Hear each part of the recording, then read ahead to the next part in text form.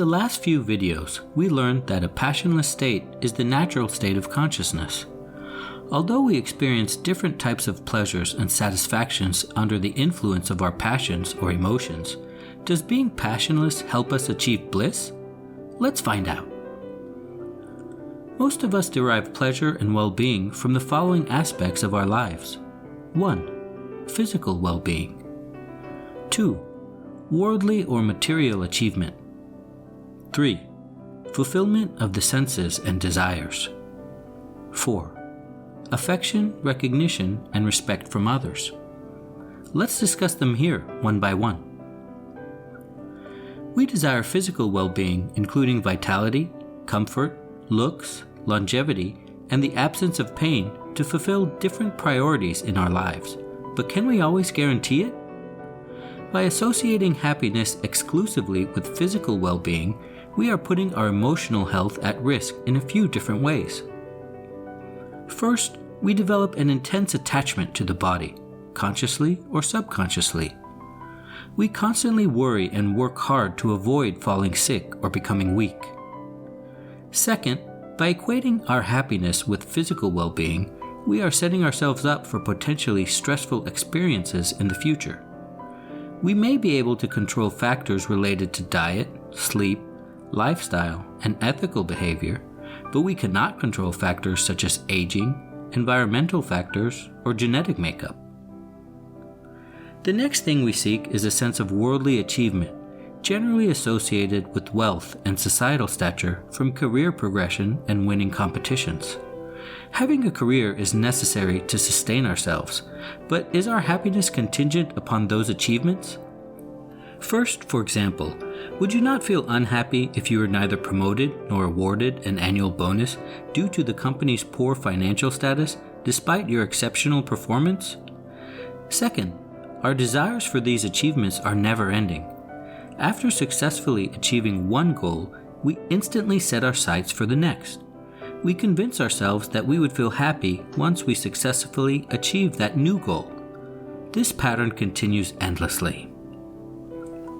In addition to basic necessities such as food and water, most of us want to experience material pleasures through pleasing the five senses. Some examples are watching movies and TV shows, visiting theme parks, concerts, sporting events, listening to music, shopping, eating delicious food, and fulfilling sexual desires. Now let's note some important points here. 1.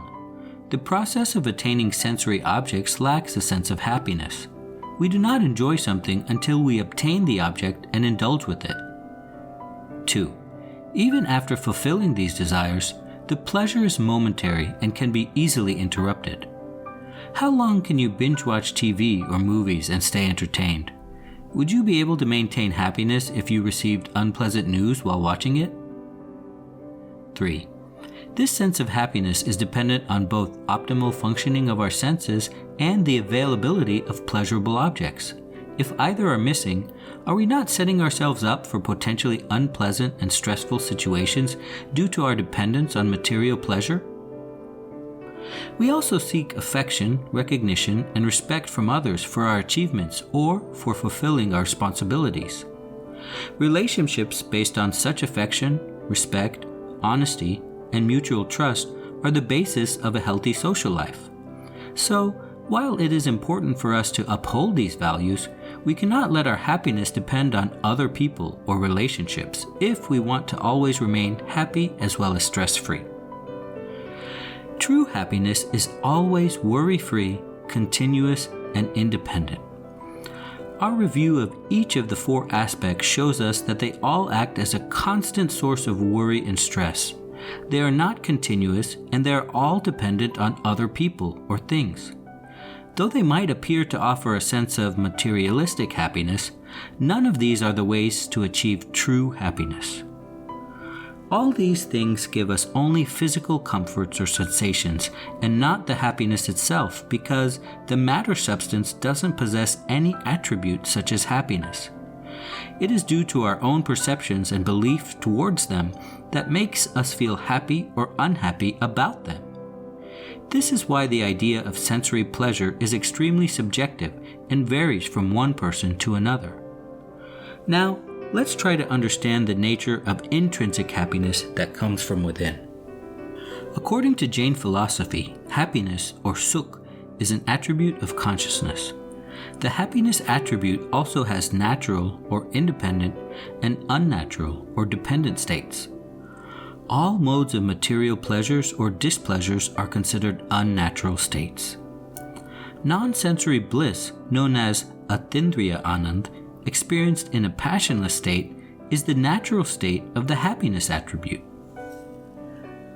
This non-sensory bliss is proportional to the degree of purity of the passionless state. A complete and absolute passionless state requires complete detachment, but we can still achieve a partial passionless state without detaching completely. This is a meditative state. In this state, the sense of I remains situated on our own pure consciousness. No forceful concentration towards any external object or part of the body is required. We neither indulge in external situations, the body, sensory objects, thoughts or transient emotions, nor judge them as good or bad. We may become aware of those changes while remaining only as an observer and not the doer or recipient. This is a state of tremendous fulfillment because all intentionally formed desires subside. All external activities cease to occur during this moment except for involuntary bodily movements. Unprecedented peace and bliss from within is experienced without any sensory object. After coming out of this meditative passionless state, when intentional external activities are resumed and active emotions take place, the bliss would not be felt with the same degree as it was felt while being in a meditative state. However, the self-awareness, peace, and satisfaction derived from this experience would continue even as we get involved in daily routines, resulting in improved emotional health and resilience to stress. The process of achieving this partial passionless state is known as Bed Vigyan, or the art of self-identification, which will be described in future videos. Developing right knowledge and right belief about consciousness is a prerequisite to achieving a passionless state. In summary, 1. Sensory pleasures as well as displeasures are states of stress and not happiness. 2. Unlike sensory pleasure, non-sensory bliss is independent of external objects and comes at no cost. 3.